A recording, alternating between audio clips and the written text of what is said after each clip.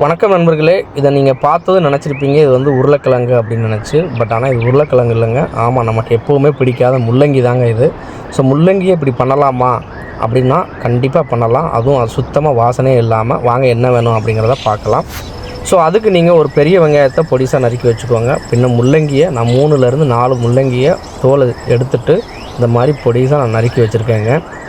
அதுக்கப்புறம் கொஞ்சோண்டு இதில் அரைச்சி சேர்க்குறதுக்கு ஒரு அரை மூடி தேங்காவை எடுத்து கழுவி பொடிசாக நறுக்கி வச்சுருக்கேன். பின்ன 4 பச்சை மிளகா. இவ்வளோ தாங்க இதுக்கு சேர்க்க வேண்டியது. எப்படி பண்ணலாம் அப்படிங்கிறத பார்க்கலாம் வாங்க.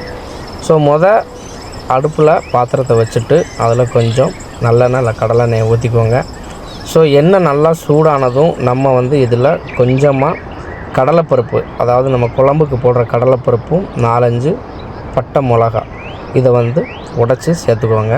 கடலைப்பருப்பு உங்களுக்கு ஆப்ஷனல் தான், சேர்க்கனா சேர்த்துக்கிடலாம். அது சும்மா நம்ம சாப்பிடும்போது கொஞ்சம் கடிக்கிறதுக்கு நல்லாயிருக்கும் அப்படின்னு சொல்லி நான் சேர்த்துருக்கேன்.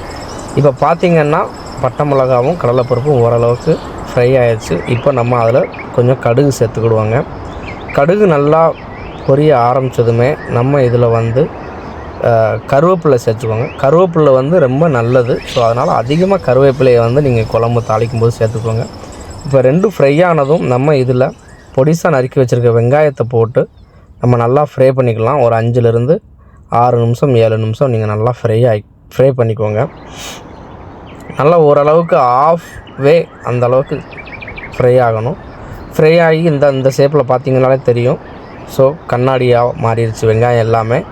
ஸோ இந்த டயத்தில் நம்ம நறுக்கி கழுவி வச்சுருக்கிற முள்ளங்கியை சேர்த்துக்கிடுவோம். ஸோ முள்ளங்கியை சேர்த்துட்டு அதை மிக்ஸ் பண்ணுவாங்க. இதில் தண்ணி எதுவுமே சேர்க்கக்கூடாது.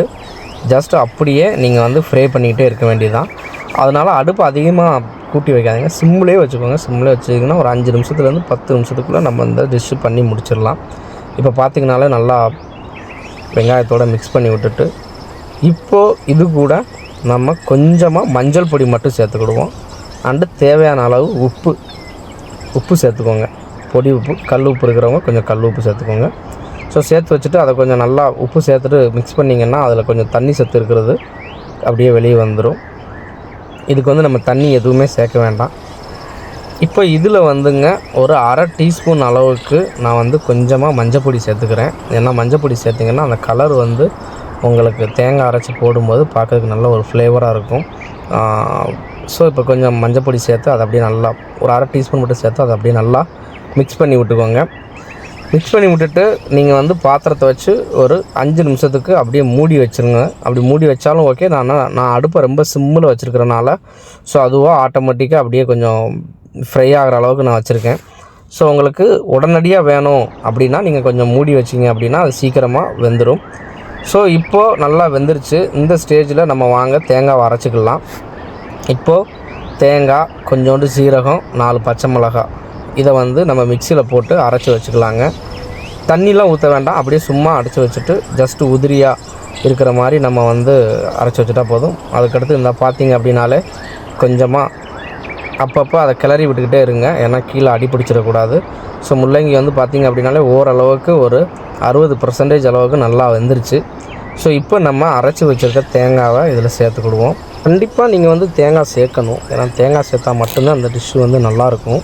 அரைச்சி வச்சுருக்க தேங்காய் அதில் அப்படியே நம்ம மிக்ஸ் பண்ணிவிட்டு ஒரு 5லேருந்து 6 நிமிஷம் வரைக்கும் நம்ம ஜஸ்ட்டு அப்படியே ஃப்ரை பண்ணி விட்டாலும் சரி.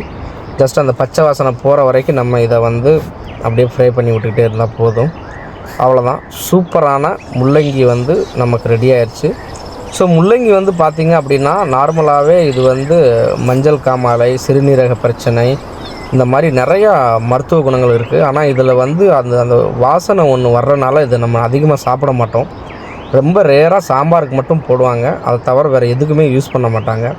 ஸோ இந்த மாதிரி நீங்கள் பண்ணி பாருங்கள். கண்டிப்பாக நீங்கள் அடிக்கடி முள்ளங்கி வாங்கி இதை நீங்கள் பண்ணுவீங்க.